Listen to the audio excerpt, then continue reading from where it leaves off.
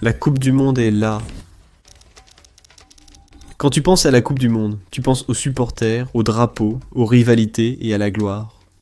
Mais il y a quelque chose qui se cache à la vue de tous et dont personne ne parle. Tu vois, lors d'une nuit de décembre, en 2022 environ, 1,5 milliard de personnes ont regardé exactement la même chose au même moment. La finale de la Coupe du Monde entre l'Argentine et la France. Maintenant, pour organiser ce mois de football, le pays hôte, le Qatar, a dépensé l'une des plus grosses sommes d'argent qu'un pays ait jamais dépensé pour quoi que ce soit. Et tous ceux qui étaient impliqués savaient dès le départ qu'ils ne récupéreraient jamais cet argent. On sait qu'ils sont incroyablement riches, mais pourquoi l'ont-ils fait?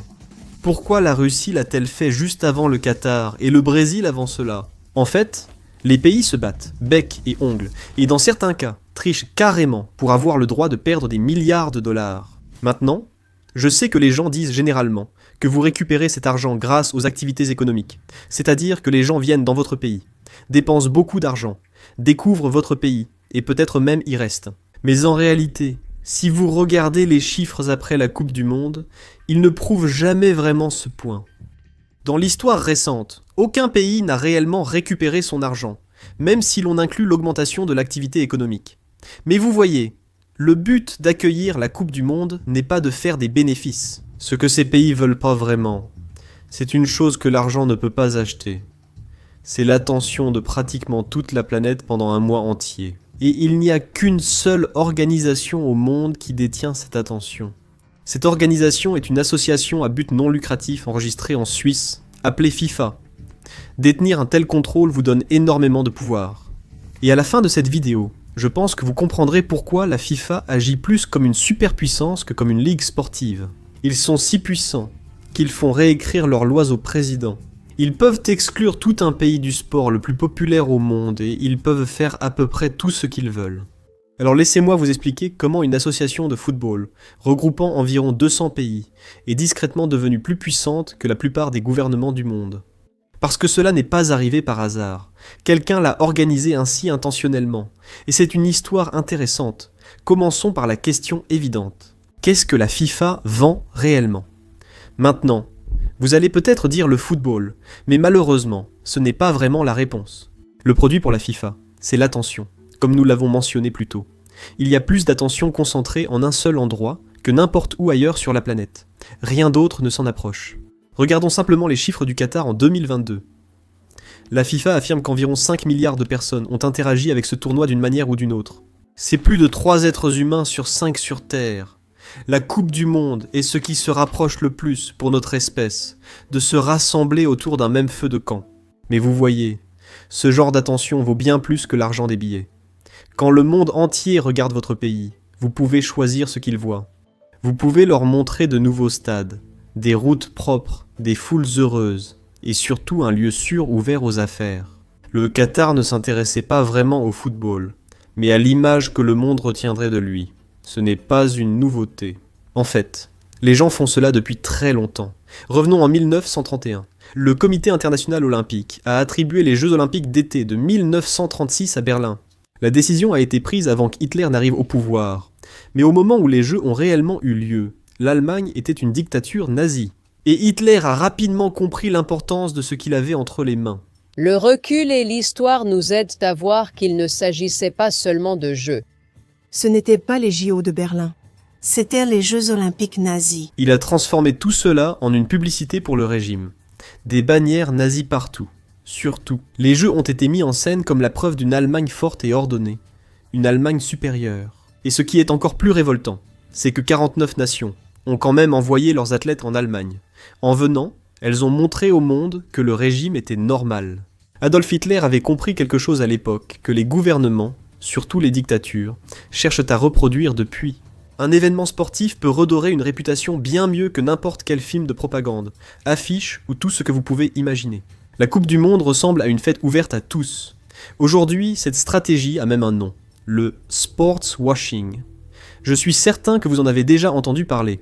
Vous attirez l'attention mondiale et la détournez de vos problèmes vers un nouveau régime, masquant ainsi presque tout ce que vous souhaitez cacher. C'est là qu'on revient à la question de départ, et la réponse commence à avoir du sens. Ces pays ont obtenu la Coupe du Monde pour redorer leur image. C'est la meilleure machine jamais construite pour cela, et la FIFA la contrôle. Alors maintenant, la question devient, si le droit d'accueillir la Coupe du Monde est si important, si cela vaut autant, jusqu'où un pays serait-il prêt à aller pour l'obtenir ? Il faut expliquer le fonctionnement du système, car on pourrait croire qu'il est presque impossible à truquer. 5 milliards de personnes regardent cet événement. Plus de 200 pays membres sont impliqués. Le système est sûrement trop vaste pour être corrompu. Eh bien, parlons-en. Pendant longtemps, plus de 200 pays membres de la FIFA n'avaient aucun pouvoir sur le choix du pays hôte de la Coupe du Monde, qui était décidé par un petit comité. Il s'appelait le comité exécutif. Et pour les votes qui ont attribué la Coupe du Monde à la Russie en 2018 et au Qatar en 2022, il n'y avait que 24 hommes. Le pire, c'est qu'il suffisait d'en convaincre 13. En géopolitique, une seule décision peut provoquer une onde de choc sur les marchés à des milliers de kilomètres de là. Si vous cherchez à comprendre ce qui fait bouger le monde, je vais vous montrer comment les investisseurs expérimentés l'interprètent. Voici eToro, une plateforme d'investissement multi-actif, où vous pouvez suivre les meilleurs investisseurs, consulter leur portefeuille et même copier automatiquement leurs transactions. Participer à des discussions en direct sur les marchés, partager idées, tendances et questions à mesure que les événements se déroulent. Et tout cela est relié à une large gamme d'actifs, y compris des actions, des crypto-monnaies, des ETF, et bien plus encore, le tout sur une seule plateforme. eToro est un service réglementé comptant plus de 40 millions d'utilisateurs dans plus de 75 pays. Commencez à investir avec eToro et recevez $50 d'actions lorsque vous déposez $200 ou plus. Cliquez sur le lien dans la description ou scannez le code QR pour découvrir eToro. Avec eToro, tout le monde peut investir, pas besoin d'être un expert de la bourse. Ne ratez pas cette opportunité. Maintenant, retour à la vidéo. La majorité suffisait pour gagner. Influencer 13 hommes est assez facile si l'on veut manipuler les gens. Regardons ce qui s'est passé autour du vote pour le Qatar. L'un des votants les plus puissants était Michel Platini. C'est une légende du football français qui a orienté un bloc de votes européens en faveur du Qatar. Peu de temps avant le vote, Michel Platini a déjeuné au palais présidentiel français, avec le président de la France et un membre de la famille royale du Qatar. Ensuite, Michel Platini lui-même a voté pour le Qatar et beaucoup de choses se sont passées par la suite, ce qui a suscité de nombreuses interrogations. Le fonds souverain du Qatar a acheté le principal club de football de Paris. Ensuite, un réseau qatari a acheté les droits de diffusion du football français. Puis la France elle-même a signé des accords pour vendre au Qatar des avions de chasse et des avions de ligne pour des milliards de dollars. Officiellement, tout cela n'était qu'une pure coïncidence. Rien n'a jamais été prouvé contre Platini concernant ce vote. Mais on comprend pourquoi les gens sont devenus si méfiants. Et devine quoi ? À l'époque, personne ne savait rien. Mais 5 ans plus tard, toute l'affaire a éclaté au grand jour. Tout a commencé le matin du 27 mai 2015, à Zurich. Dans un hôtel 5 étoiles appelé Bauer au lac, des policiers en civil sont entrés et ont commencé à arrêter des hauts responsables de la FIFA. Certains ont été escortés dehors, le visage caché par des draps. Le plus surprenant, c'est que ce raid ne venait même pas de la Suisse. L'ordre venait en réalité des États-Unis, du département de la justice américain. Ils avaient monté ce dossier pendant des années, et maintenant, ils accusaient des responsables de la FIFA d'avoir échangé plus de 150 millions de dollars en pots de vin et rétrocommissions au cours des 2 dernières décennies. C'était une accusation majeure et la façon dont elle a émergé est vraiment l'une des grandes affaires criminelles de la décennie. C'est vraiment la Coupe du Monde de la fraude. Et aujourd'hui, nous donnons un carton rouge à la FIFA. La clé qui a tout déclenché, c'était un homme nommé Chuck Blazer.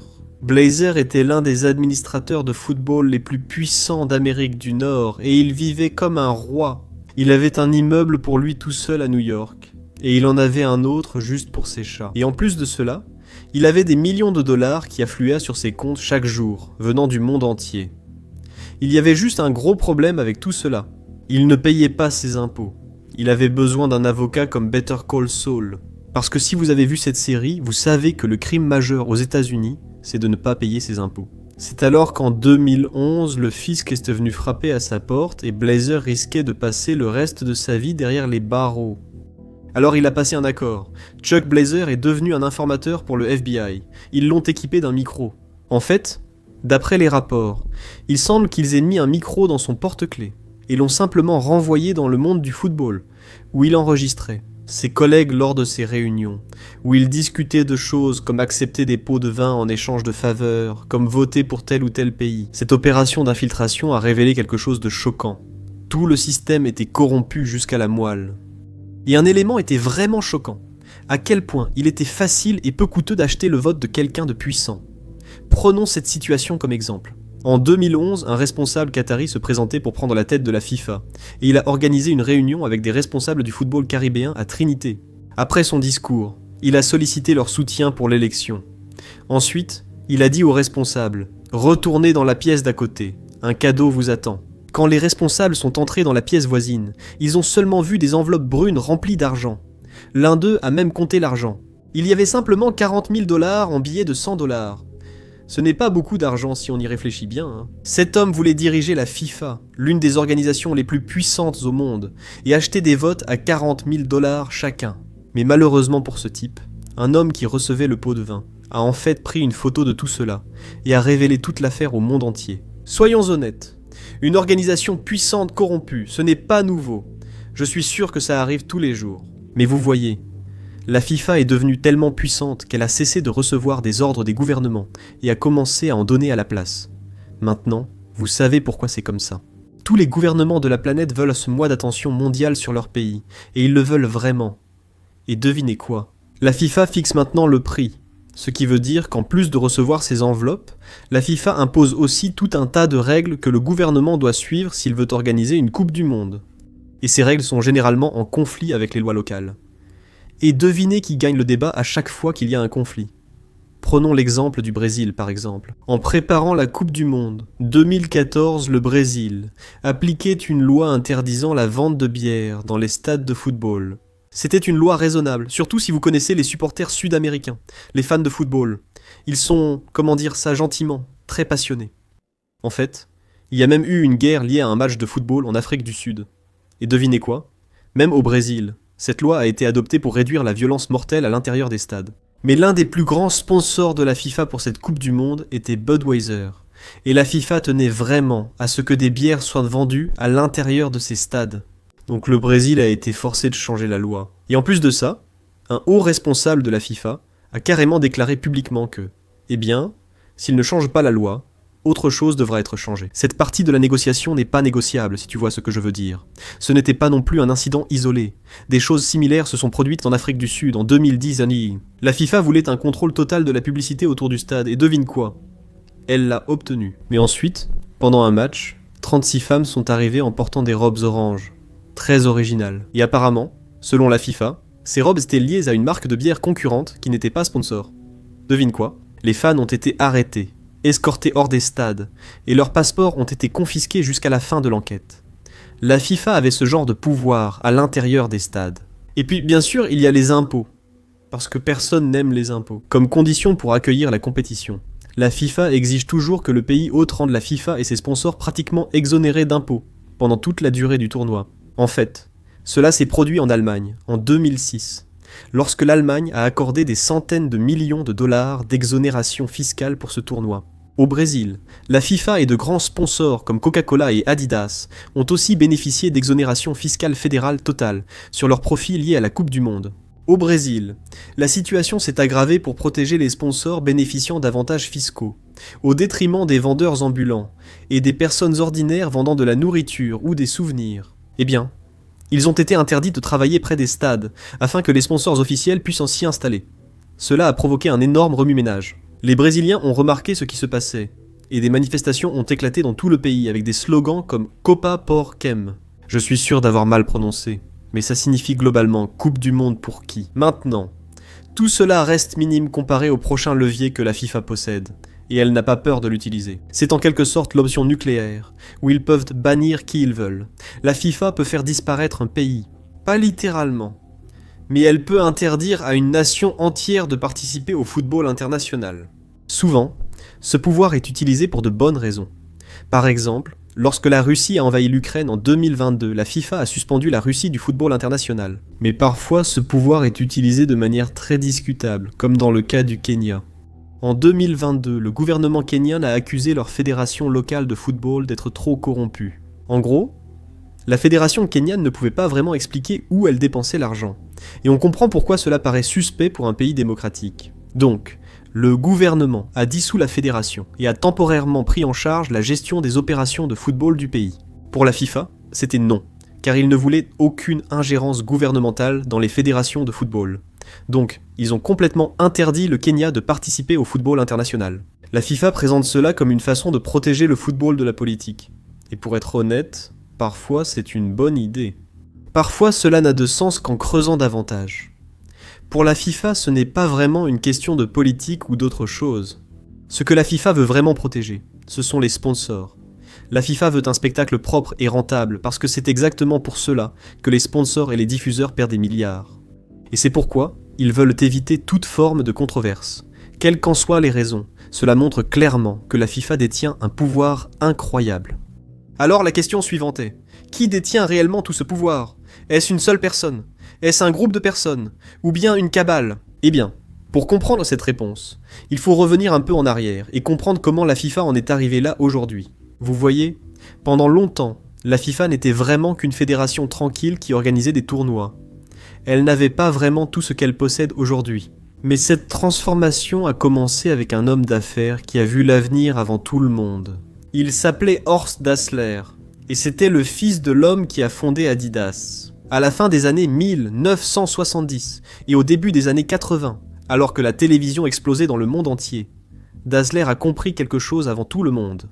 Il a compris que la FIFA possédait un atout marketing incroyablement précieux, peut-être même le plus précieux au monde. Et devine quoi ?